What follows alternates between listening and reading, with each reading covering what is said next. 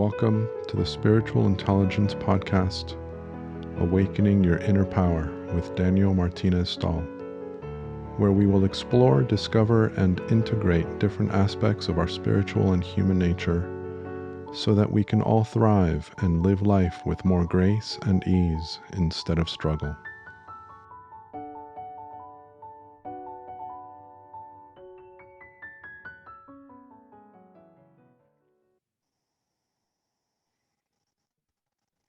So, welcome to the Spiritual Intelligence Podcast once again. With me today is Ana Maria Vasquez. She is a friend of mine that I met last year, along with Shannon Johnson, whom you guys met at episode 7. Ana Maria is another one of my friends that gets to play with spirit directly, and it's a lot of fun to have conversations with her. Incredibly knowledgeable, incredibly experienced.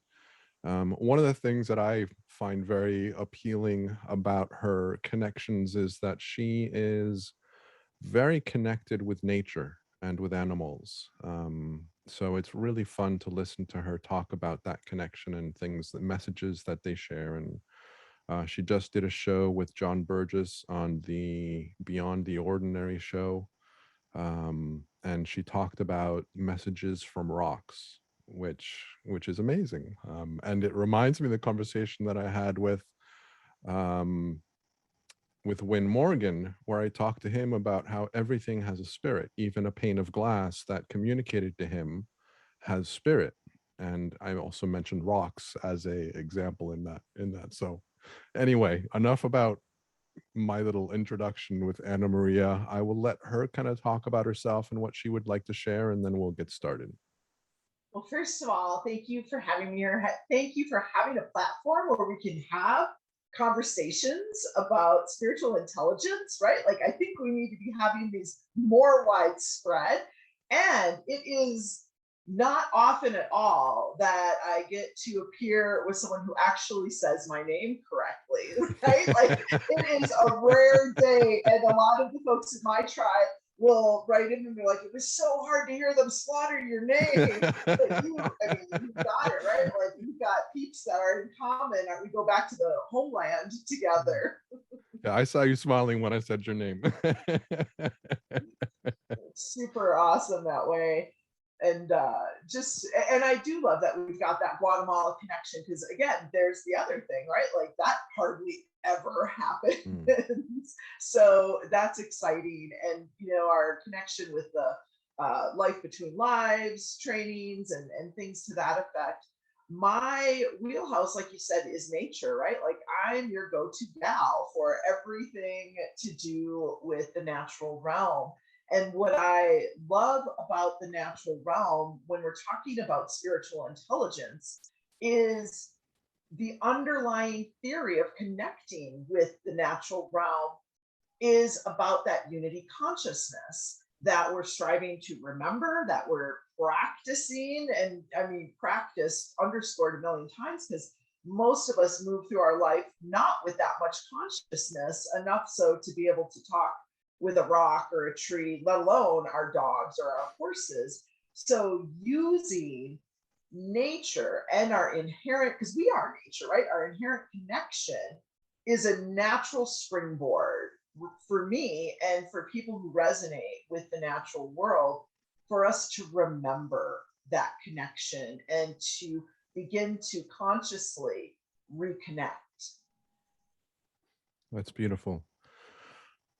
So, first and foremost, I like to start with the same question to everybody as a launch pad, as a springboard into our conversation. And the question is, how would you define, or what does it mean to you that we have inner power? Well, for me, that's a really good question, first of all. So thank you for that, because I love when it starts to move everything. That is the basis of who we are. We're these infinite beings with infinite power embodied in this human form. And so to have that inner basis being about our inner power, right? Like so often we put ourselves down and we're like, oh, we're just human. Oh my goodness, there are entities throughout the multiverse that envy us because of our actual human makeup. We have something that's very rare in this embodiment. And so to be in a space where we're dismissing our humanness, it is essentially dismissing our own power. And that inner power is the basis of what compels us and moves us through this life. And I see it, like visually see it as our light, the light that is lighting us up and animating us. So the energetics of that. And when we remember that at our core, we are that infinite power, that changes the whole game. That allows us to come at everyday stuff in a whole new way. And when we can remember that inner power, even when it feels elusive, that's when we're able to shift it, right? Because we can move through our day and one thing after another will start to feel like an assault, right? Like a barrage of assaults, and we can barely get through this crazy, obstacle course that happens even just within a few hours in a day. But when we can, instead of seeing and being in the resistance to everything that's showing up, when we can look at it as an energy tracker, right? Like this is the energy that's up. Let's look at this. What is this reflecting back to me? And I get that when we're in the middle of it, we don't go there right away. But our practices, whatever they are, right? Like there's a full spectrum of practices that bring mindfulness and bring us back to our center. And sometimes the awareness doesn't come till after the fact. That's okay, because awareness anywhere brings up awareness everywhere. So when we can start to see what else might be possible here besides, my normal triggers or whatever it is, or what are my normal triggers trying to reflect back to me, we can be with whatever shows up in our life in a different way if we choose. We can also choose to just be reactive to everything, and that there's no judgment there, right? Like we've got the choice. But I've done life both ways, and I found that I'm more effective when I come from a place of responding instead of reacting. And my connection and my practice with the natural realm has created a well worn path for me that when shit shows up, I know to start asking some questions, especially if I want to go into reaction, right? Because again, I'm embodied in this human form, and my wiring here can dictate, and the density here can dictate some things. And some days I'm more adept than others, but every time it brings about a choice point. And when we lean into those choice points, we can start to shape shift our life. And I feel like the natural realm is just a really good reminder as well as a portal into that shape shifting. Lovely. A lot of things that you said really kind of caught my interest, and I want to go in a number of different directions. But I would love to start with something you said that I found really fascinating, which was that aspect of what we are capable of as humans and what we're not recognizing in our humanity. That aspect that you mentioned, other beings in the universe are envious or admire. I don't know if envious is the right word, but admire our experience here on Earth in a human body. And I would love for you to speak more about that. Yeah, this, again, we're so conditioned to make ourselves wrong. And so we will make ourselves wrong for emotional reactions that we have. And when those emotions come up, to me, they're like vibrational positioning systems for us. There's actually gold in there because the emotions are energy in motion. And so they're showing us what's coming up. And it's not coming up to be like, see how much you suck? You're still dealing with this, right? Like you still got that issue. We think that, so we get distracted and we go down and we tell that story and we beat that drum. And then we end up creating more of the same because the energy is so potent and the energy doesn't care. Whatever you want to create, it's a yes universe. So if you want to create more of the same, more power to you, right? Like the universe will let us wallow in our stuff as long as we want to, right? Like there's no hurry. So we've got that opportunity. And then it comes down to how much tolerance do we have for our own nonsense, and how much tolerance do we have for playing out the same story, maybe with a different cast of characters and little twists and turns here, but it's the same stuff. So when we use those emotions that come up, again, some of us are very outwardly emotive. That's me, right? Like I do not have a poker face. Everybody knows exactly where I stand on something at the moment. And that's fine. That doesn't matter. And then there's some folks who are more internal processors. And so the important part is that we look at it, right? Whether we're going to be in a reaction or not, that's a whole nother level of the whole piece. But how are we going to be with what shows up? Because that's going to dictate how much success we have in creating and landing in our inner peace, but also in the bigger game of manifesting and creating our life, right? Like this combination that we have of our emotional body with our energetic body coupled with our physical body creates like this sweet spot where we can to infinity and beyond, right? Like the potential is it's just limitless, but we get stuck in the small stories that we're conditioned with, right? From our families, from our friends, from our upbringing, from religion, from all of these things that have us dismiss ourselves and our inner power instead of leaning in and saying what else is possible here. And again, using the emotions. We're so good at trying to keep a lid on things or love and light over it, right? Like that's a big thing in the spiritual community. Well, I'm just going to love and light everything. Well, everything is not rainbows and unicorns, and there's other energies out there, and we have to have that emotional intelligence and spiritual intelligence to show up and interact with it. But we're not a victim, right? Like a lot of times we spend our lives just trying to dodge the energy instead of getting grounded and almost like a qigong or tai chi exercise, grabbing the ball of energy. Doesn't matter if it was a low vibration being shot at you or you called it in or whatever. We've got the opportunity to redirect that energy and learn how to ride these waves in a different way so that when the emotions come up, they don't take us out. We can be with them in a different way, and they can actually inform our lives and what we're creating in a different way. Love that.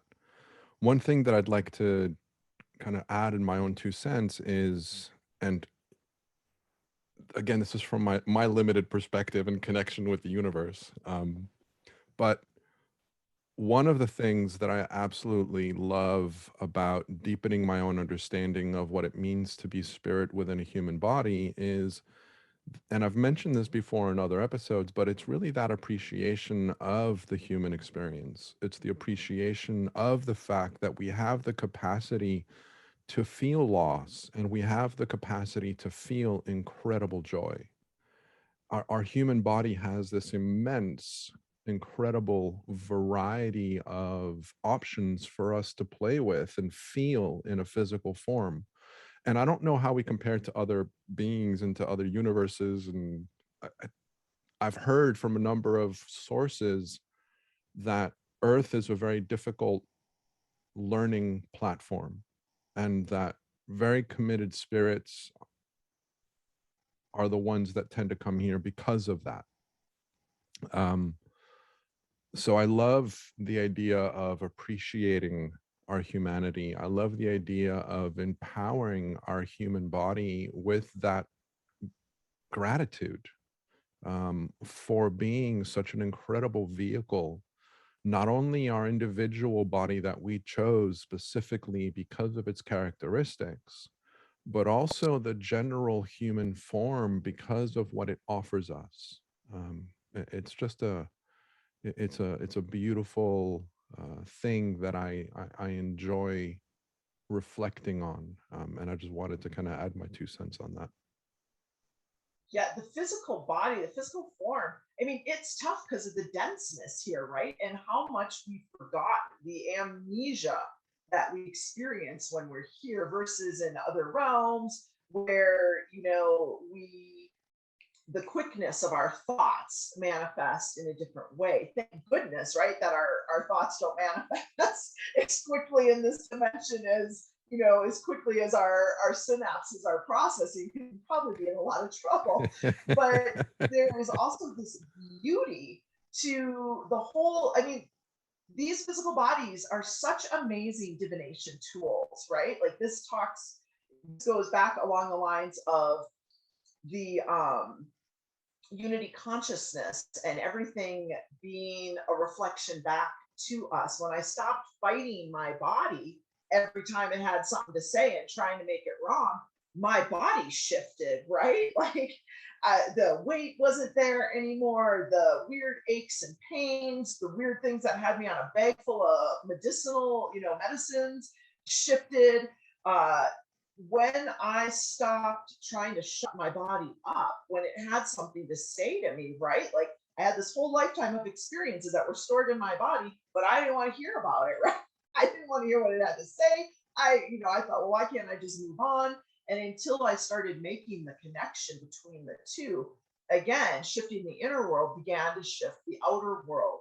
Because this outer world, whatever's showing up in the 3D, be it your body, your animal's health or behavior, or just the external happenings and situations, that all is reacting to stuff from the past, right? Like it takes a little more time for the 3D to catch up with the energetics. So as we begin to learn more and go into our own expansion and remembering of this, we can get frustrated because it's like, well, I get it, but my knee still hurts, or my back keeps going out.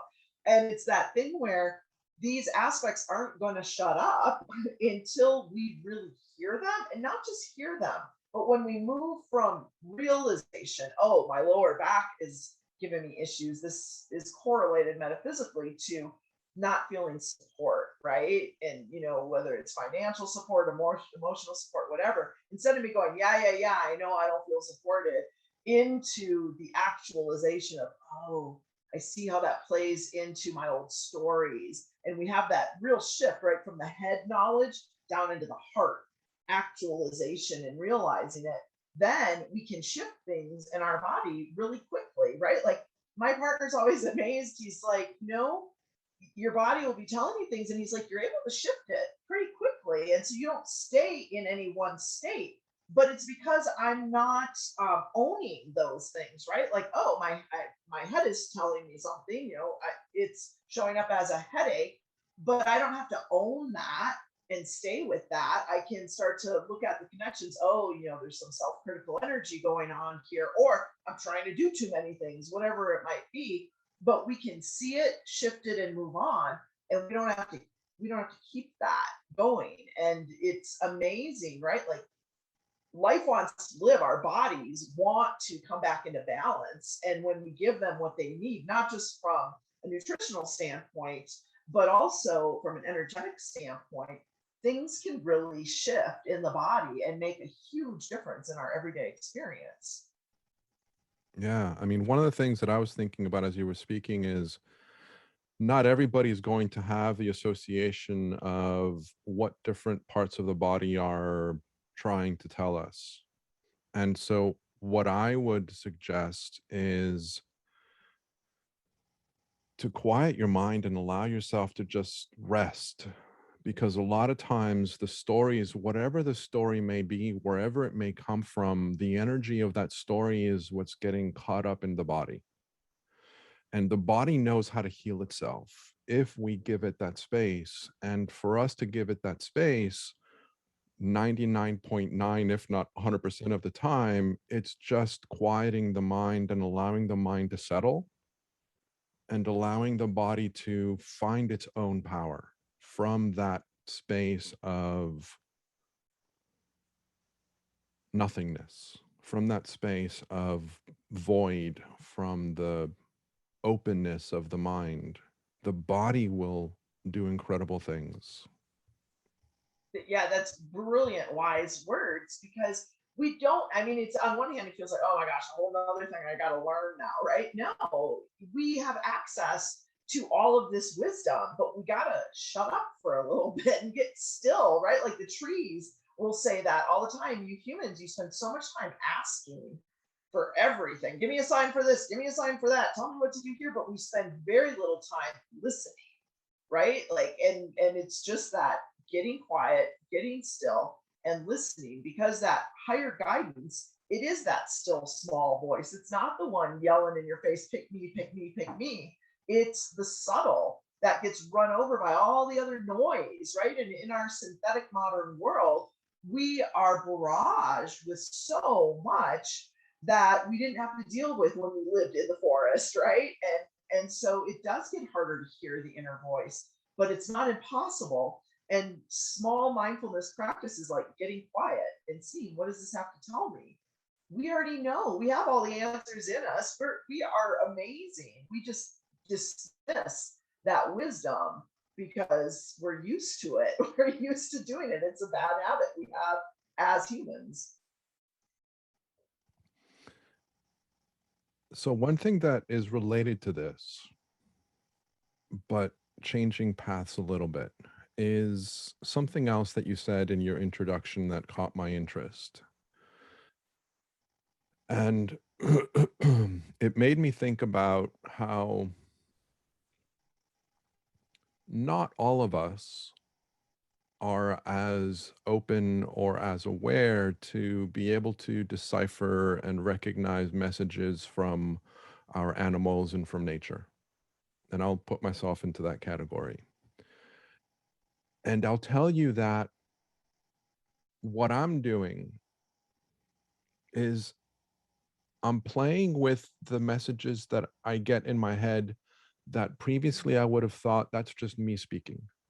And I'll give you an example. So I think it was a conversation with Shannon actually, where I was talking about the fact that I don't speak to gems because the gems and semi-precious stones, and I have a couple that kind of follow me along in my conversations with you guys. It's a tiger eye, which with hematite, which is kind of my heartstone, and then a purple beautiful stone whose name I can't remember, that's supposed to help with connections with the spirit world. So these guys like to join us in these conversations, and I keep them beside me. And I was talking with Shannon about how I don't have this conversation with them, like they don't speak to me. But then I started kind of saying, well, why not? I mean, why don't I? And and I'll be walking by. I've got my stones up on a shelf up on this side, um, beside me on the right. Um, and I'll be walking by as I prepare for these calls, and I'll just get a thought, oh, I should include amethyst in this conversation. And so now instead of saying I get the thought of I should include amethyst in this conversation, I'm telling myself amethyst is telling me that it wants to play in this conversation. So the inner dialogue in my head about the thought before language, because I end up converting thought into language as I interpret it.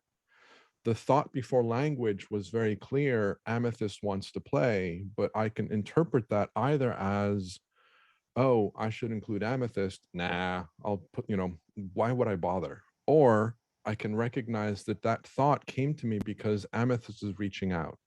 And so this is what I do also with plants and with animals. And when I see an animal that comes into my awareness, they fly into my space, into my consciousness. I saw 2 spiders yesterday. So I thought, how cool, spiders are trying to tell me something, because I don't normally see spiders every single day. So why am I seeing them today? And so I'm beginning to kind of open up the possibility that this isn't happening by chance. This isn't happening completely randomly, that I just happened to see 2 spiders yesterday.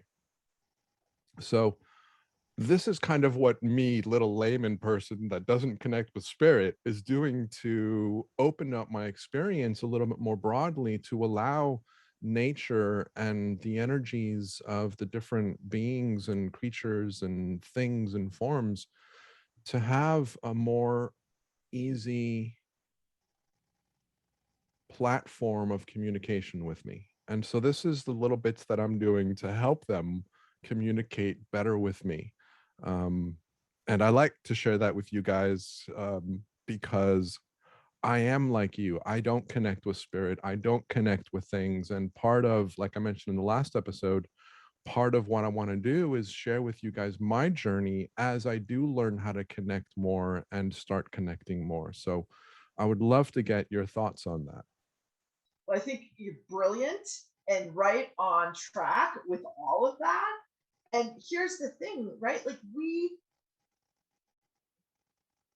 there's several different pieces I want to make sure that I mention in here. The first thing is there was an actual process of disconnecting us as humans from our natural abilities, right? And then it turned it into only people who are gifted can do this, that, or the other. Well, that's all absolute nonsense. We're all absolutely wired at a biological level and an energetic level for us to be in communication, in two-way communication too, not just like, oh, I feel this energy, but a two-way dialogue. It's part of our intuitive development cycle.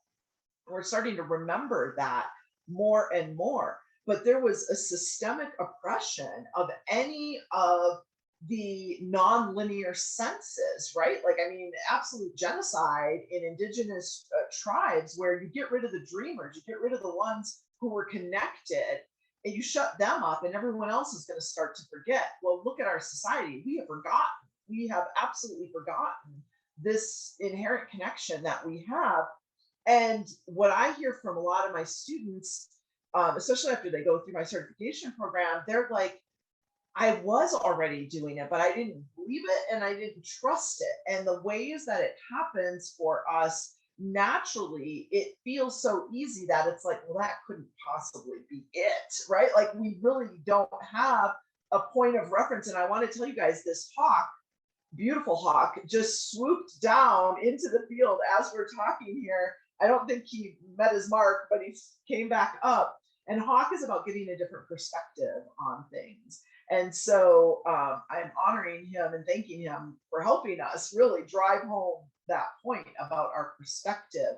And so what I like to focus on with people is figuring out and tuning in how the energy flows through us. And exactly what you were doing there, you started to change your conversation about it, right? Like instead of, oh, this is just me thinking about this may be this other energy tapping me on the shoulder, and this is the way that I interpreted it. Because the way that it's happening, like mechanically, is your subconscious mind is triggered. So you'll get a smell, a feeling, a color, a sensation, maybe an image. It's not necessarily words, but it's all this other stuff. And then when we're in balance, that linear part, the analytical mind, comes in to help us connect the dots and be like, oh, yeah, this is what I associate with that. And we can start to interpret it. But what happens when we're out of balance, when we're disconnected from the head and heart, when we're forgetting about who we truly be at, the deepest level, what happens is all those images come in and the other side of the brain acts like the Gestapo, and they're like, where'd you get that information? Cite your source, show me your papers. And the intuitive mind goes screaming in the other direction, like, oh my God, why is he so mean?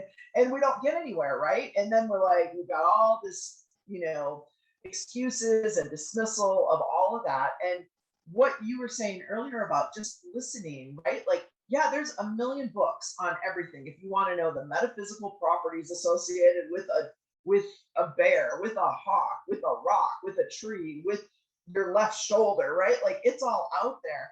But what's more potent than running to a book, just like with our, dream work that we do, or astral work, is what does it mean to you? Did that feel heavy? Did that feel light? There's different things that, what do spiders mean to me? Because it's your subconscious mind that's making the connection, right? Because you saw the two spiders, And things had to line up in a particular way for you to see them and for them to be in your awareness. And so when we see things that are not common, right, like a big hawk sweeping down right in the middle of us talking, there's something else going on.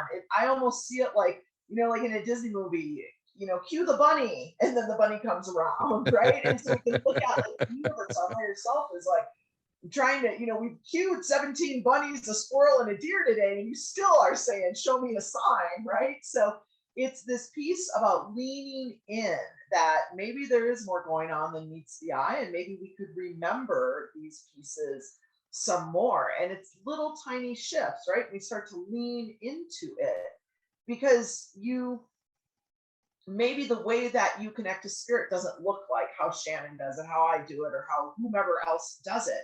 But you're clearly doing it because look at the work you're doing, right? Like that doesn't happen to someone who doesn't have a connection.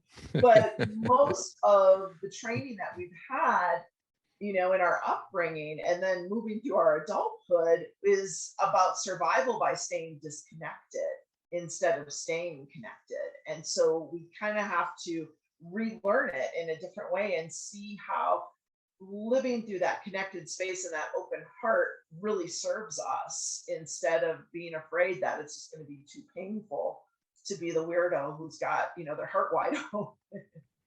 Yeah, I think that's a very important point that I'd like to emphasize is because, and again, I'll use myself as an example. I have always been open to spirituality. I've always been aware of my connection with myself. And I don't hear voices yet. I don't see images yet. I don't get feelings. And I don't want to say yet in that one because feelings is my the hardest thing for me to feel. I'm a more intellectual, analytical processor, and I see and I hear and I touch. But feeling emotions, that's kind of the challenge for me. But I say this because I also see myself as being just like everybody else. And I love what you say about how if you look at my journey, it's hard to say that I'm not connected with spirit because it's true. I've always been connected with spirit. And all of us are connected with spirit. We just don't recognize it. We don't give it either attention or importance, or we've taught ourselves not to recognize it. So it's an invitation for you to look at your life and see how your inner wisdom has already touched you. That inner wisdom is spirit. The three principles community call it mind, the greater mind with a capital M, which is what I refer to as the intelligence of life, the energy of life. Our inner wisdom is a spiritual intelligence that's communicating to us and through us. And all of us have this on a daily basis. And the more that we start to recognize it, the more that we train that muscle to recognize it and to work with it and to align with it and to allow it to really work with our decisions and the directions that we're making, so that we're working in line with our higher self as opposed to resisting the energies of life that are constantly trying to help us, where we innocently resist them and make more difficulty and more suffering and more mental anguish than necessary. So beautiful. Love you for recognizing that and for allowing me to recognize the truth in what you said. And I wanted to share that with you all because of that. Yeah, that was just such an authentic share in there, and this piece for us about this disconnect from the emotions, right? Especially those of us who feel too much. I mean, I know for me, when I didn't understand the mechanics, I didn't understand the gift in it, it just felt like I was oversensitive, right? And my parents would agree, and people who had to be around me would agree, like, God, she's so sensitive to everything. Like, watch out, she's either gonna cry or yell. There's just like nothing in between. And so you feel like, oh, I don't want to feel more emotions. I don't even know what to do with these emotions that are here. And so we turn off our superpower, right? Like we're just not even going to go there. We're just going to stay in the head. And we have plenty collective agreement that, oh, that's the way to do it. And as people who are sensitive or I mean, you can say empaths, you can say high sensitive, whatever lingo you want to use, it doesn't really matter. It's all the same stuff. But those, when we feel like, I don't want to go in deeper because I already can't understand this and I don't know how to be with it, that's just energy management and actually mind management. So the people who are real heady actually like working with me because even though I'm like talk to a rock kind of girl, I'm able to explain the mechanics, what's happening here, and how can you work with it so that you're not being bowled over by it all the time, but that you can come back to your center. And now, after learning how to reconnect and what I call creating a well-worn path, right, into where I need to go, if I go too long in a day without something really magical happening, I know I'm off. I'm off my game and I better get out to the woods like right away or play with the dog or go sit with the chickens or do something because I'm off. I'm not on because life happens very differently when you stay connected versus the decades that I tried to disconnect through a myriad of things, right? Which is what most sane people will do. It's not just one addiction, it's dabbling in all of them so that it looks socially acceptable, but we're constantly trying to numb or shut down things, turn it down, or just, like, oh, let me tune out instead of doing what feels the polar opposite of tuning in deeply and being there when we come up against those strong emotions, like we're afraid. But if we sit with them and we talk to them, it's only a 90-second experience versus the decades that we can do wrestling to stay away from something, right? And every day being on the verge of tears because we just don't want to look at that versus, okay, oh my God, like immense grief is up for me right now. I feel it in my throat. I feel it in my chest. Where do I first remember? Oh my gosh, right? Like the wounded child thing. Okay, what can I bring here? Some love, some understanding. And I can move on and move through my day without being all hung up in that and then having that bleed all over everything that I touch the rest of the day. It's counterintuitive to the way that we're taught, but it provides a sense of emotional freedom and an ability to really feel the subtleties of all of the energies. And it's a much richer experience. Like, I love this embodiment from a like Zorba the Buddha kind of aspect, right? Like coming from it.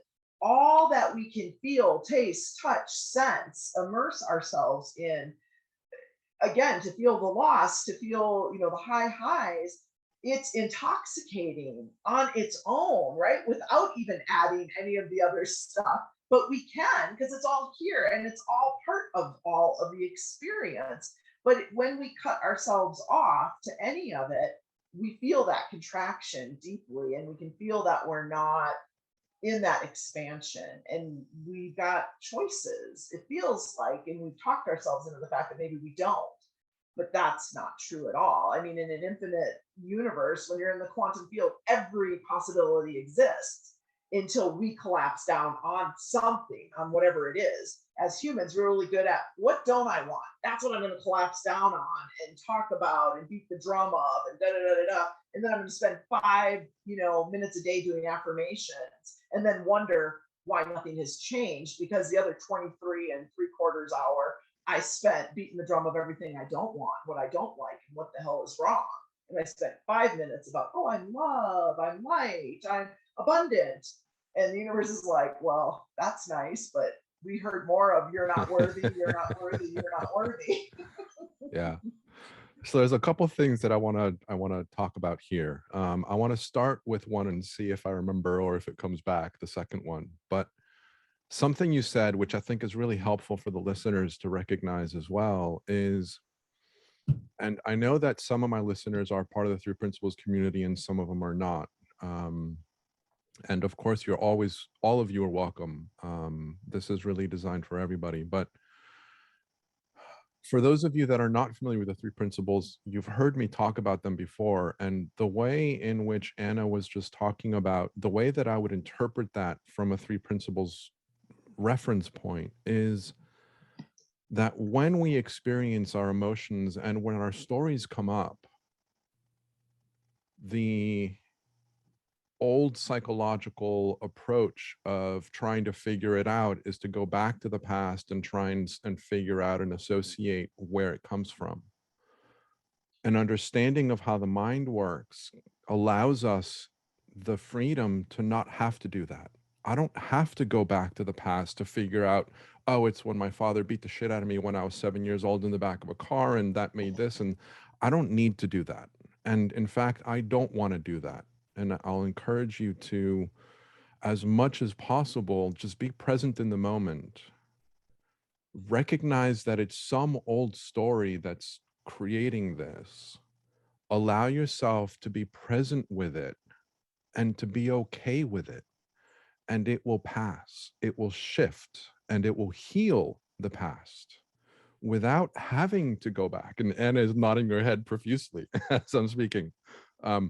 So I wanted to highlight that because, and I know that a lot of us, myself included, I mean, I'm trained psychotherapist, I'm trained hypnotherapist, I'm trained NLP trainer. I mean, I'm in that world of change work and of manipulating our thoughts and of adjusting our thoughts and conforming to different behaviors and all of that nonsense. And what's really important to recognize is being present in the moment with whatever is coming up and being okay with it.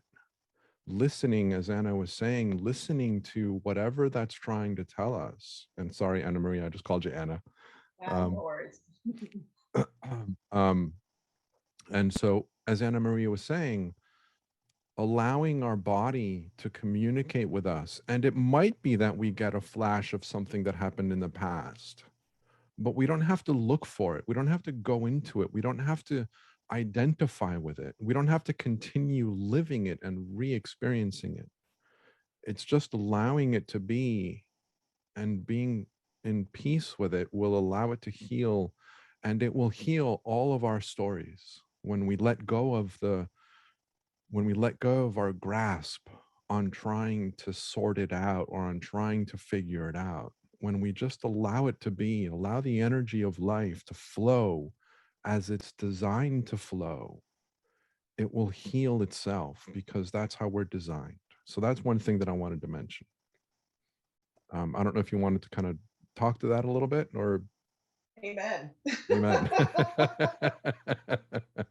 Okay, so the other thing And I it wanted is to, great, especially because most of us were brought up where the only thing is, the going back through the baggage and stirring it all up again, and we could vomit because we're so tired of telling the story, even though we're really good at telling the story and we tell it all day long.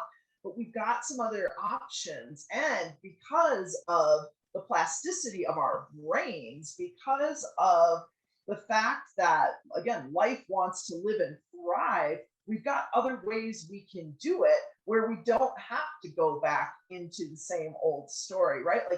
And it's better if we don't, if we see it, whatever it is, as something that we're observing over here. And then we've got some choices, right? Like that observer standpoint. And it can shift so quickly. And again, it's not coming up because we suck or to point out how much work we haven't done.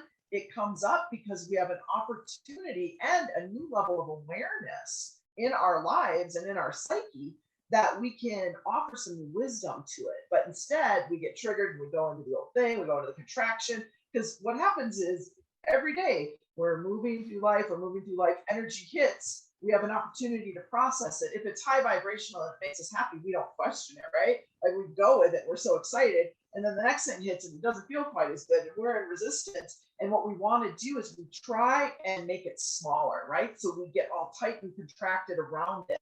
But again, counterintuitive, what we're being asked to do instead is expand, to let it be able to flow through. We think we got to do something, manage it, blah, blah, blah, blah, blah, blah, blah, blah, magic words, whatever. but it's about being with everything in a different way. And when we practice that within us, it overflows to with others, with animals, with people, with nature. And the way others show up changes, right? Like how animals behave around me is different than people who are in fear around animals, right?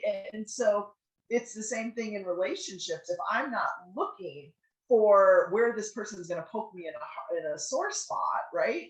I'm going to have a very different experience than the person that's waiting to have a fight with everybody. Yeah. Yeah. Very true. And as I thought would happen, the second thing I wanted to talk about has kind of left my mind. If it comes back, it'll come back. Um, so I'm conscious of the time. We've got about 15 minutes left, give or take. And I apologize to my listeners. This might be a little bit longer. But we'll see where this goes. I would love to, if there's nothing else that's coming up that you would like to share, um, and it's perfectly okay if it is, and then we'll just go in that direction. But I would love to invite Spirit to speak through you and to share some things with us if that's something that feels right for you. Absolutely. Um, I've been actually kind of listening in the background, and this piece about connecting to the natural world, right? To stay in that heart space, to remember the unity consciousness, to receive guidance, even is that piece about being open and realizing that we're, again, how much time we spend in resistance. Even when we go out, like I'm going to go outside and sit in the woods and have a meditation, but we're very linear in our thinking, like, okay, on the way out there, we're just trouncing over everything. We're not even thinking about the fact that we're walking on the ground, life force energy, that everything is sacred, right? We're like very destination minded. And so I wanted to ask the natural realm some different, you know, what are some different aspects that are trying to come through that would like to share some pieces? Because to me, the biggest thing about connecting with the natural world is about that remembering but the remembering of a different rhythm and a different flow, right? That goes with the seasons. Even throughout the day, the flow is different. And at each of the seasonal marking points, right? Like at the time of winter solstice or summer solstice or the fall equinox or the spring equinox, the earth herself is giving off a vibration that's been measured. And it's actually, like they give you the time of the equinox or the solstice. At that time, this new emission of information is instructing everything, right? So we're coming to the end of summer. We're going to be coming into that autumn equinox. And at that point, the earth has infused a new vibration that shifts from being in full expression into going into like the harvest time, going into the dying off time, really. And so we're shown these different rhythms that we can be in sync with versus our modern day rhythms, which is, fake light because we're up at all strange hours, an alarm clock waking us up, fake temperatures and air, right? Like all of these things that go against our natural rhythms. And it's not that we have to be in the same rhythm of sun up, sun down, but following our own natural rhythm, right? For some people, they're night owls, and some people, like I am very solar powered. As soon as the sun goes down, I'm like, I guess it's time to go to bed, right? Like, and as soon as it's starting to think about coming up, I'm like, yay, let's do this day. But we have to each know what our rhythm is and what's going on. And so as I was asking, the natural, what do you want to bring through? The first aspect that came through was actually an insect. And when I work with insect energy, it's about our sensitivities, because like insects move through the world, they're feeling and their way through things. They're very different, right? Like what a fly or what somebody else is seeing is very different than what a bear is seeing or how we're seeing the world. And so So we've got an insect that comes in, immediately focused on our sensitivities, or what I call our intuitive energy channels. So we've got bumblebee that came through right away. And bumblebee is talking about, let me back up for a second. When engineers look at bumblebees, they don't make sense, right? Like this fat little body with these tiny little wings, it shouldn't fly. It doesn't make any sense. Like we can't build aircraft to mimic that because it wouldn't work. So there is inherently some magic in there, right? And then when we follow that message of bee, they go from flower to flower, right? Looking for the pollen, looking for the sweetness in life. And so, what B shares with us is to follow the sweetness in life, to do the seemingly impossible. So, we've got our lists of, I got to do this, or I should, or whatever. And then you've got the natural realm saying, what if you followed your bliss? How would that be different? What if you followed the things that light you up versus the things that put you in contraction? How would that shift your own rhythm? And what would you be able to produce? Those seemingly impossible things in our life that we are told or we tell ourselves we can't do. Bumblebee invites us to shift that and turn it on its head and say, I'm going to follow this. So, especially those of us who can get stuck in our head, right? Because we're like, oh, I ought to do, right? Or I should. Anytime we should ourselves, we're on the path. And anytime I utter the words, I got to figure this out, I already know I am in the wrong space, right? Like it's not about figuring it out. So I need to feel my way through it. What's up? Where's my contraction? What's my point? Where's Bumblebee saying, come on, let's go smell some flowers. Let's go do something that makes us happy. The next aspect that came in was a stone, actually, a rock. And a lot of people work with crystals and they're great. But I feel like there's so much information out there on that. And so the rocks, have been the ones who've been talking to me. And so the difference there, right? A rock is a conglomerate of a whole bunch of different minerals, where a crystal is typically a repeating crystalline structure of one particular mineral, maybe two, but typically a singular mineral. So with the rock that came in, what it was is sandstone. And sandstone happens to be just like everything, right? There's masculine energy and feminine energy. It doesn't mean boy and girl. It just is an energy, a particular flavor of an energy. Well, trees, rocks, animals, everything has these different, it's got components of all of it in there. And some, just like humans, display one more than the other. So sandstone is actually considered a feminine energy kind of rock. And it's by its process of this layering over time. And so sandstone was coming in and saying, we've got all these things that happen in our lives and they create who we are over time, but we use it to make ourselves wrong instead of looking at like the sandstone formations. I mean, think about any of them that come to your mind right away. They're stunning works of art, beautiful in their own right out in nature. And then when we take them and we work them and we bring them into our homes or out into our patios or whatever, it's phenomenal. So this part about honoring the process we've been through, again, they're pointing back at that, get out of our resistance, right? Like we don't want to deal with the trauma from when we were a kid or what our partner is triggering in us or whatever circumstance or situation. But it also doesn't allow us, when we stay in that contraction, to really honor and value everything that has made up the tapestry of who we are. And one of the beautiful things about sandstone being that feminine energy is it allows us to be in a different flow, right? And when we can be in a different flow, we're not in that contraction that stops. So this whole piece, and sandstone typically has a lot of water energy involved in it. Again, you'll see it in the places where rivers, water have deposited things on top of each other over and over. So we're asked right away, we're pointed to, where are we in the flow? Where are we resisting the flow? And so sandstone can bring in that flow energy, allow us to have an appreciation and even honor all the aspects that make us and who we're turning into, even, right? Because we're not static, we're dynamic, we're shifting the same way. All of the elemental effects are affecting us as well. After the stone came in, uh, we had a tree come in right away too. And it was a willow tree, which is interesting because they're very connected with the water as well. So I love how the elements are sneaking their way in here. They're like, she's going to talk about rocks and stuff like this, but we're going to get the elements in there.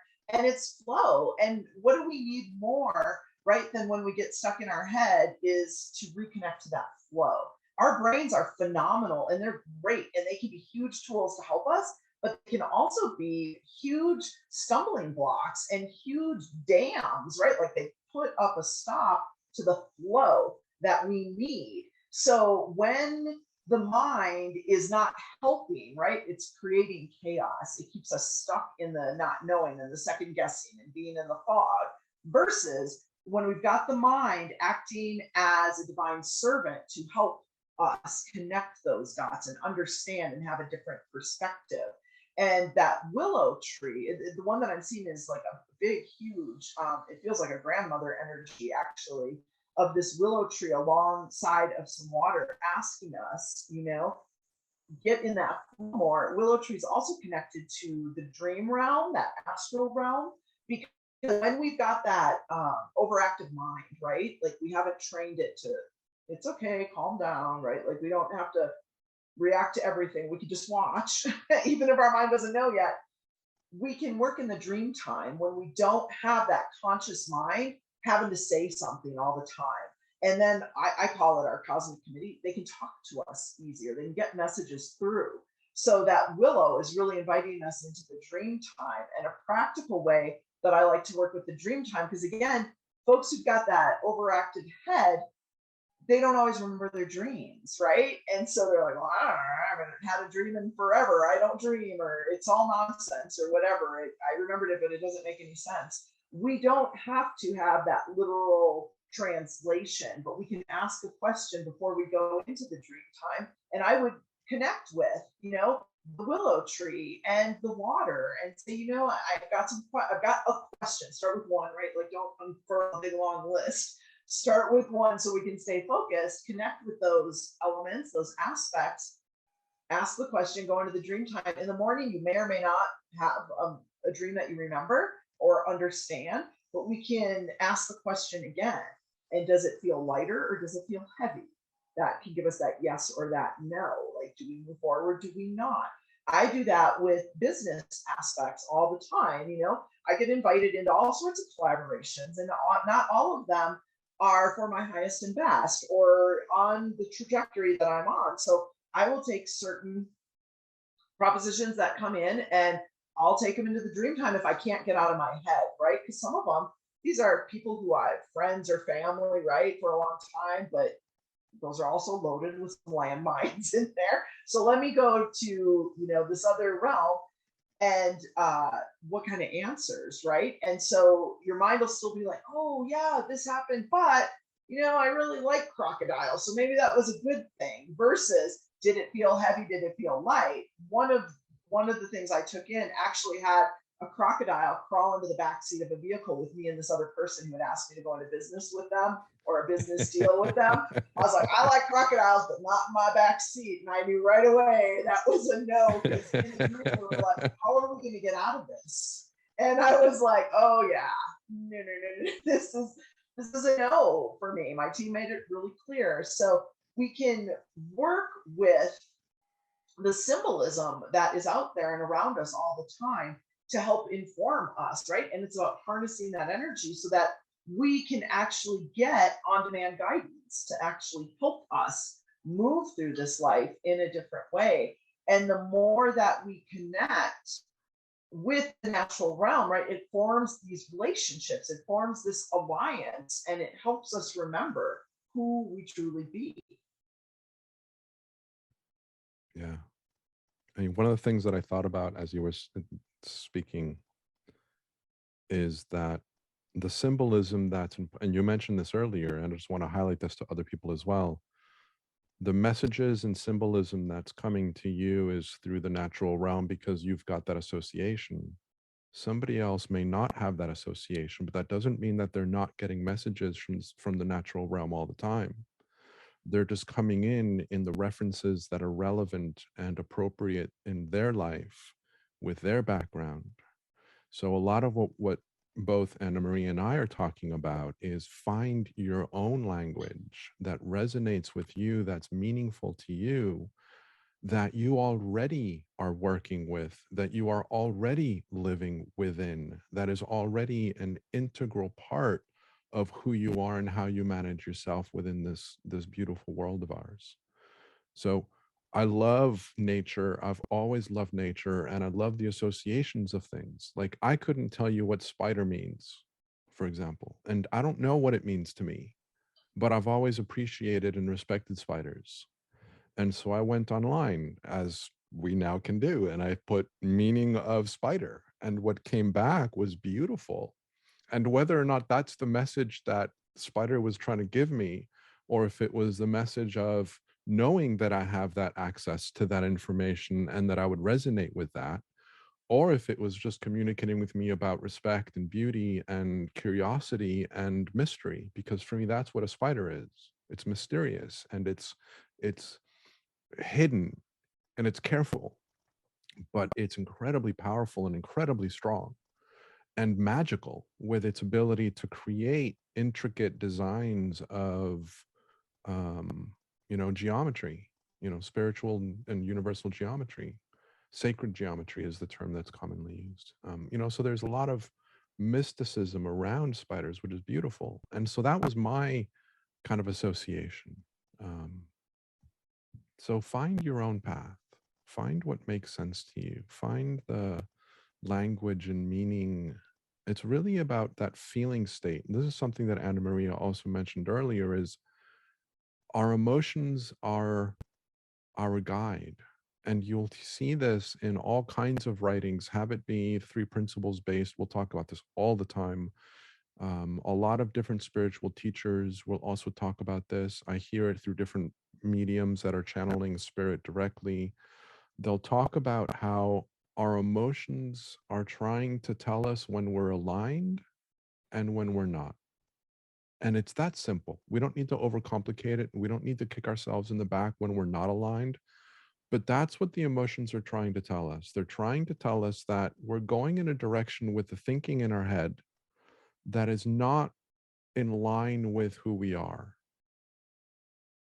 And in the three principles world, we'll talk about how when we understand how the mind works, the mechanism of the mind, the mechanism of thought, and how that relates to how what we create our day-to-day experience, it makes it easier for us to navigate life with a roadmap and with an understanding of how things work, as opposed to blindly working within a system and guessing at why things are the way they are.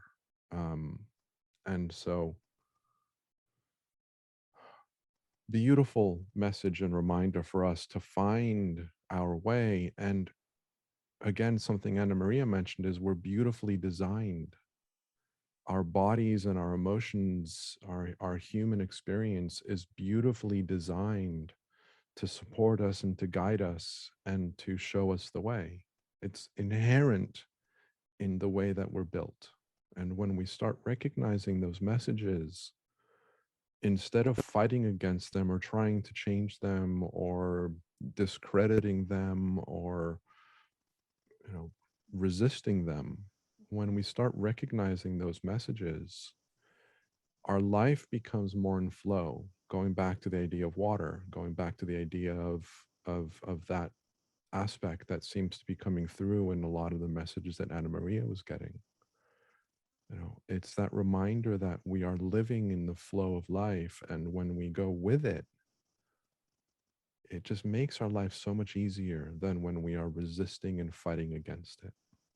Um, so that was kind of my thoughts of what Anna Maria just shared. Anything else that you would like to share, Anna Maria?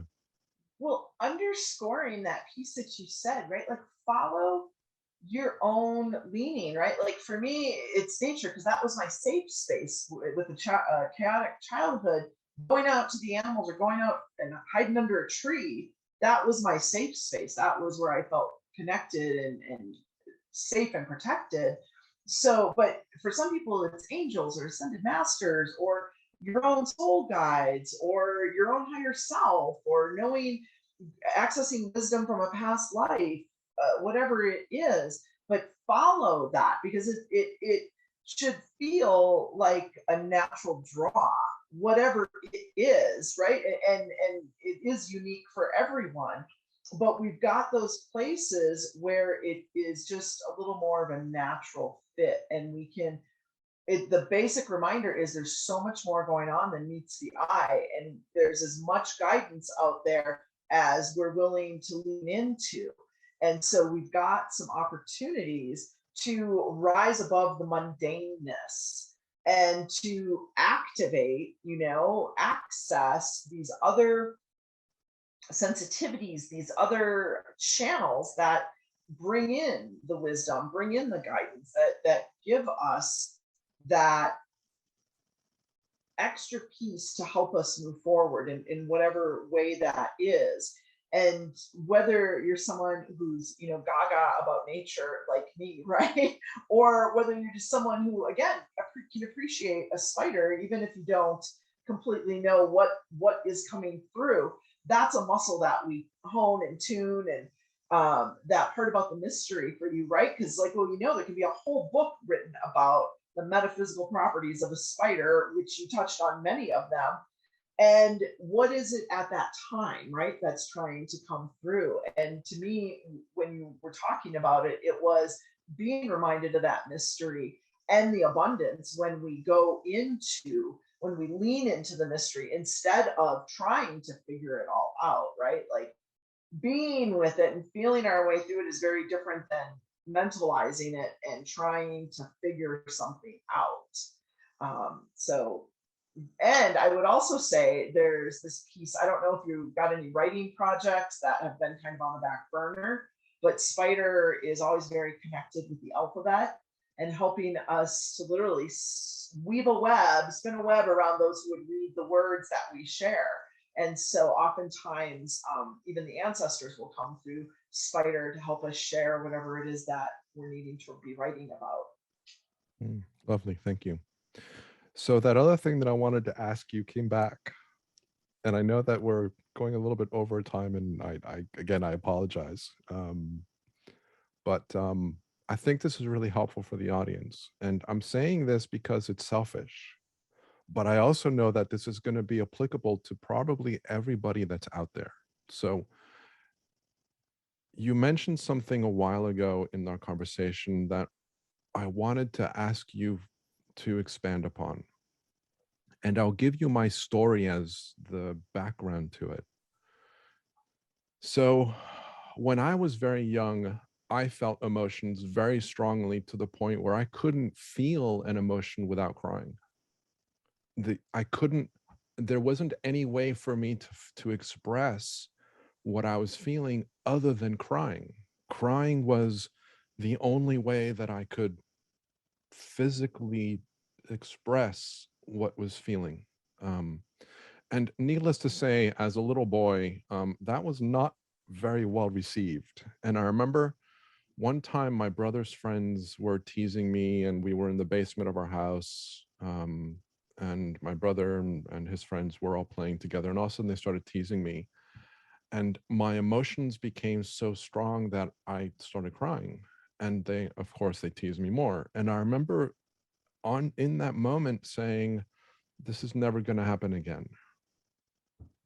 And so one of the struggles that I've been having probably in the last, God, I want to say 10 years actively is to try and reconnect with that space of me, try and reopen that power, as you called it, our superpower.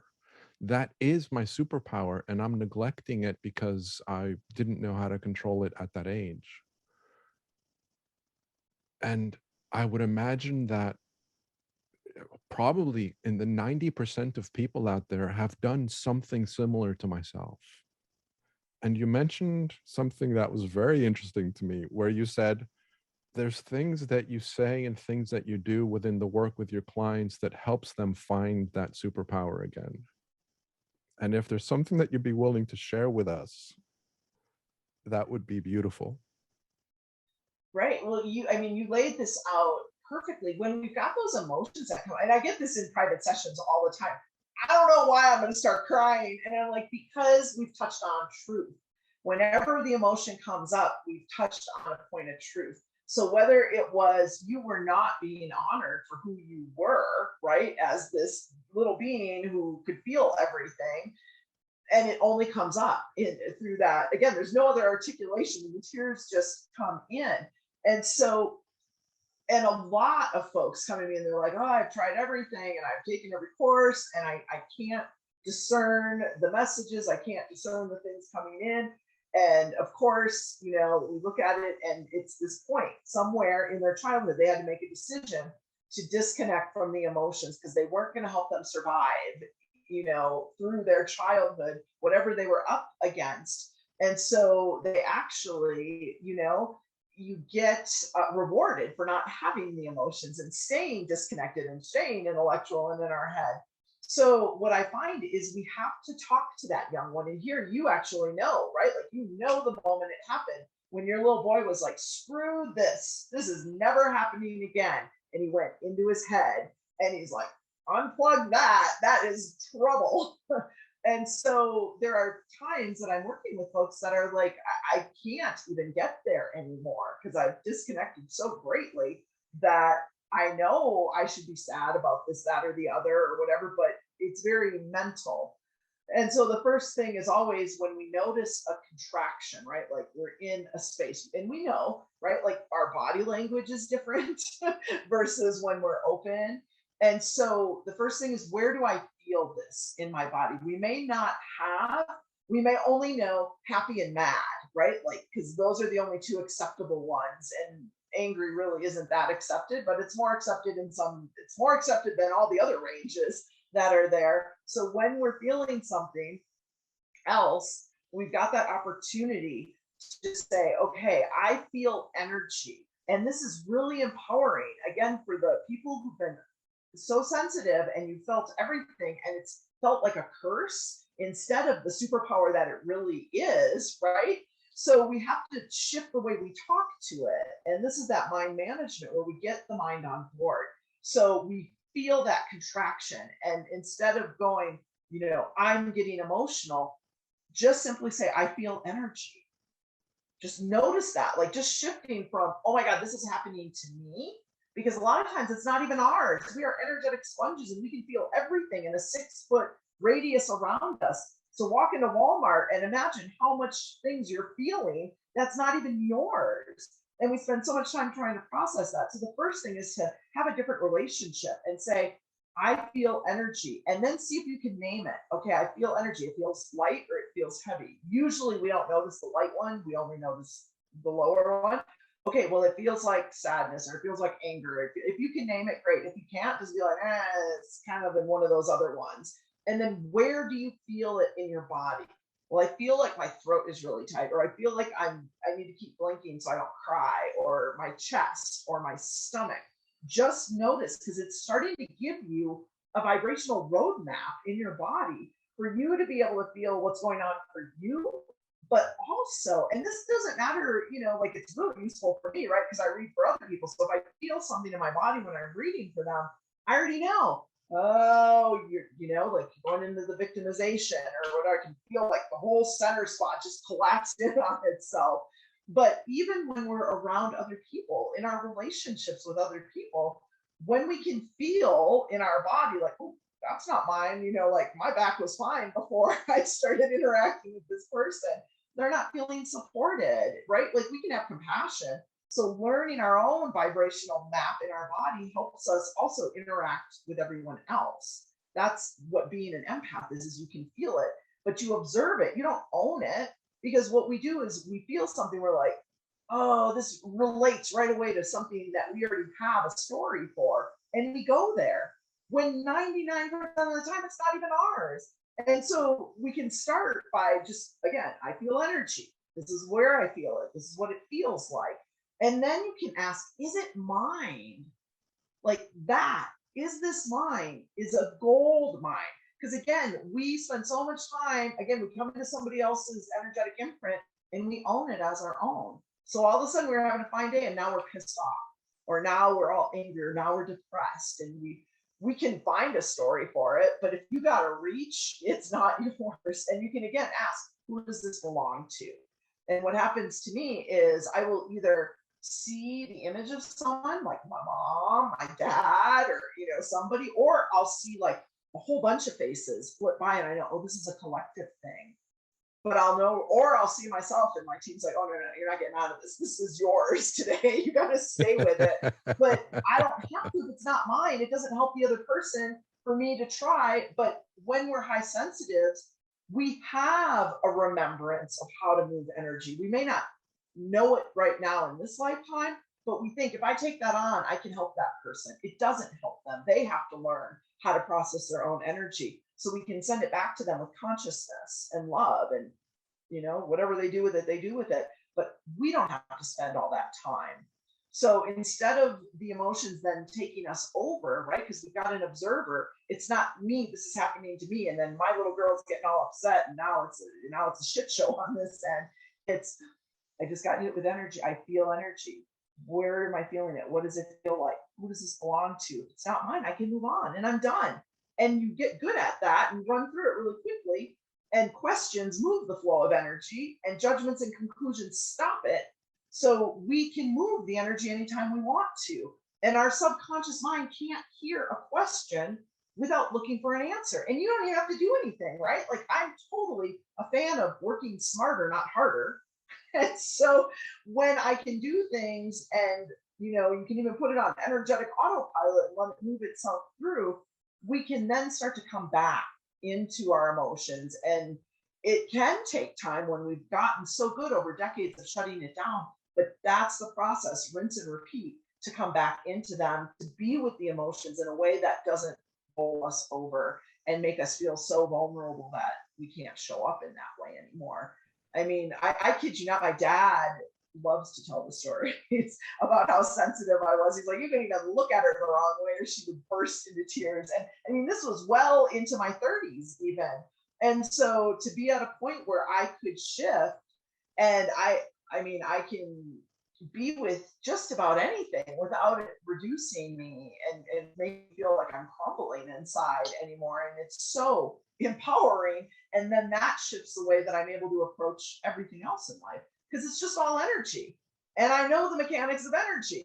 So I can navigate, I call it riding the waves. I can ride the waves good. Sometimes there's new or more intensities, and I gotta, work on my core strength some more to stay afloat.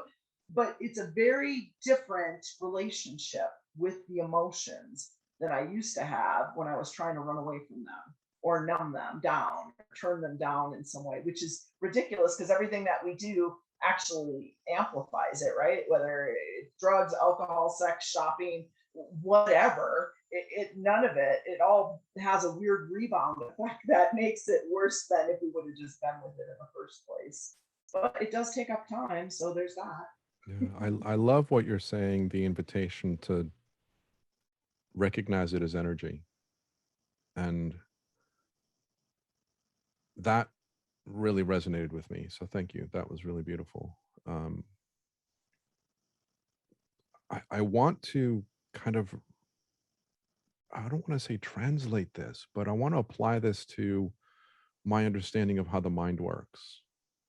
Because I think it would be helpful not only for people within the 3P community, but also for people that don't recognize how energy is felt within our body.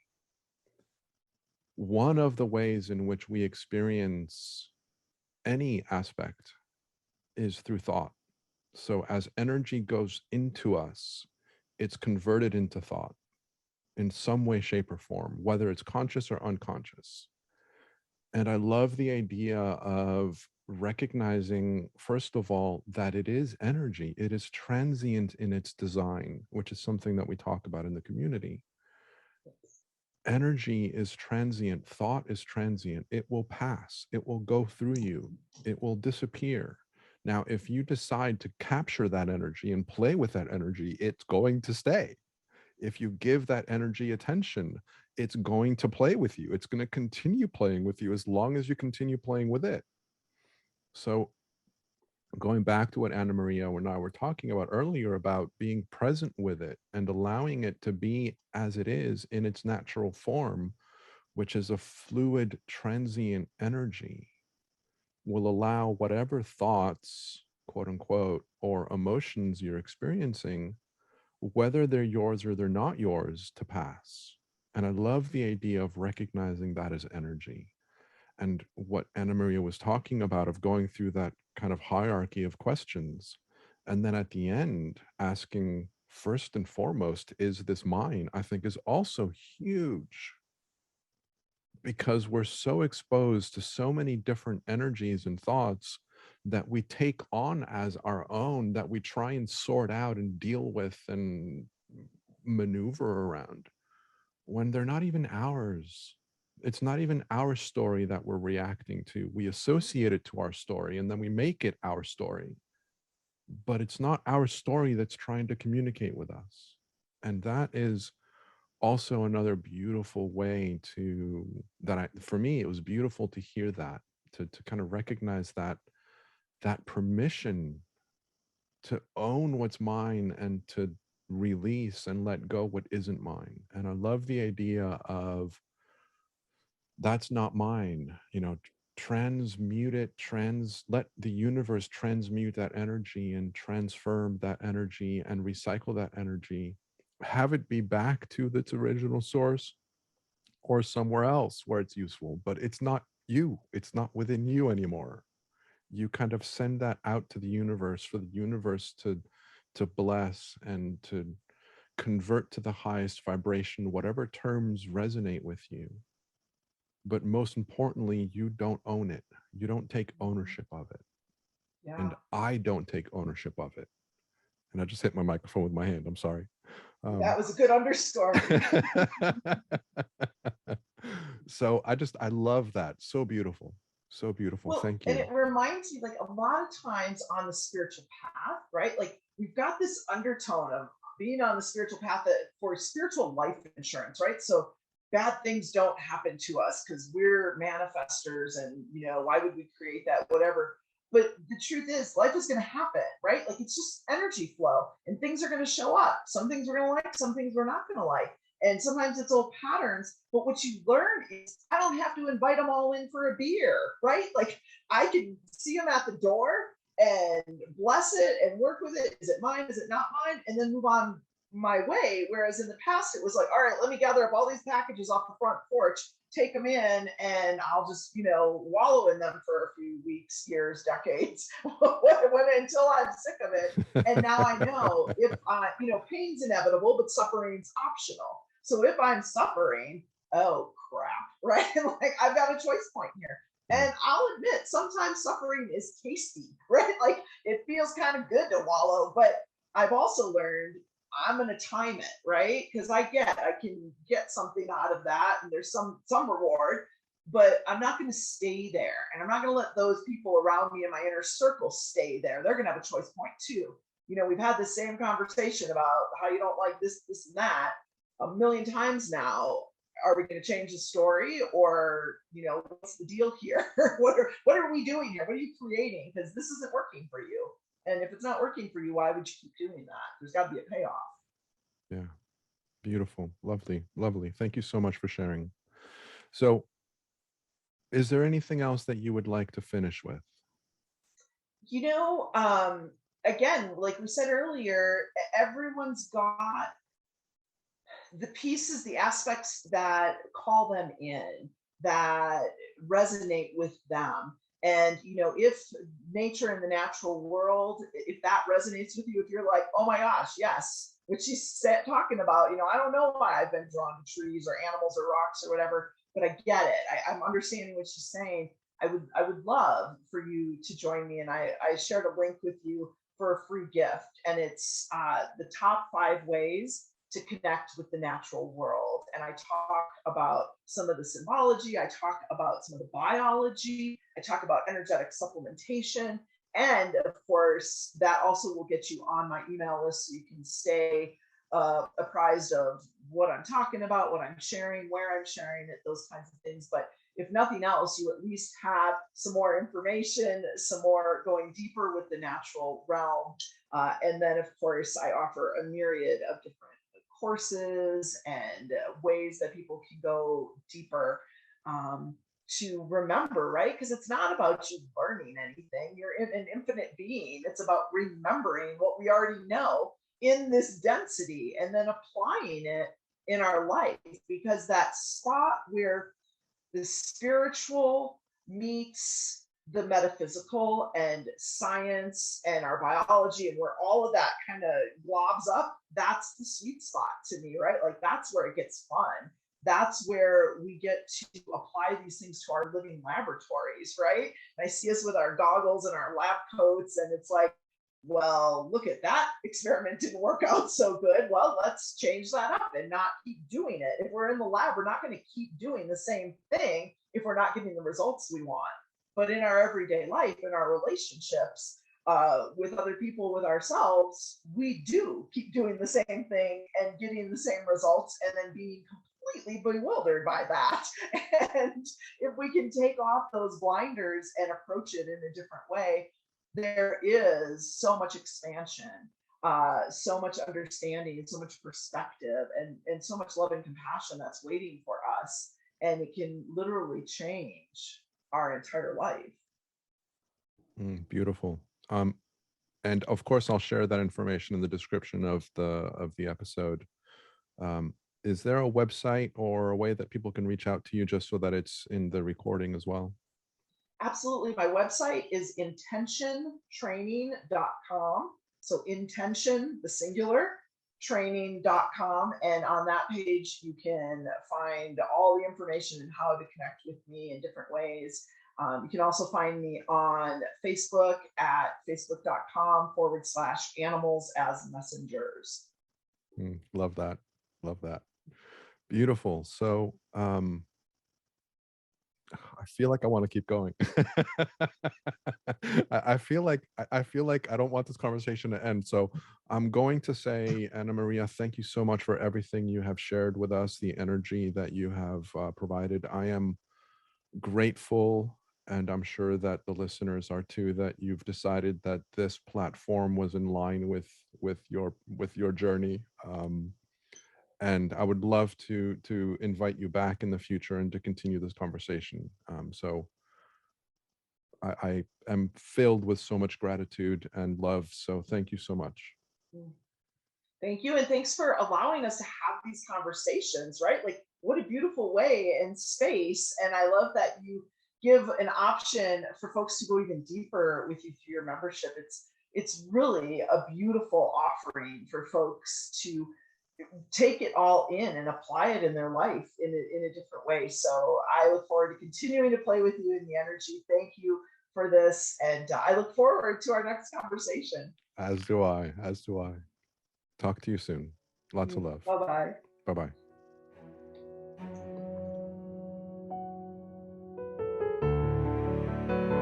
Thank you for listening. Hopefully you heard something new that invites you to reflect, to go within and deepen your own understanding of life and of our universal experience. If you enjoyed this conversation, please follow the podcast series on your favorite listening app and share this episode with others that you feel would enjoy it as well.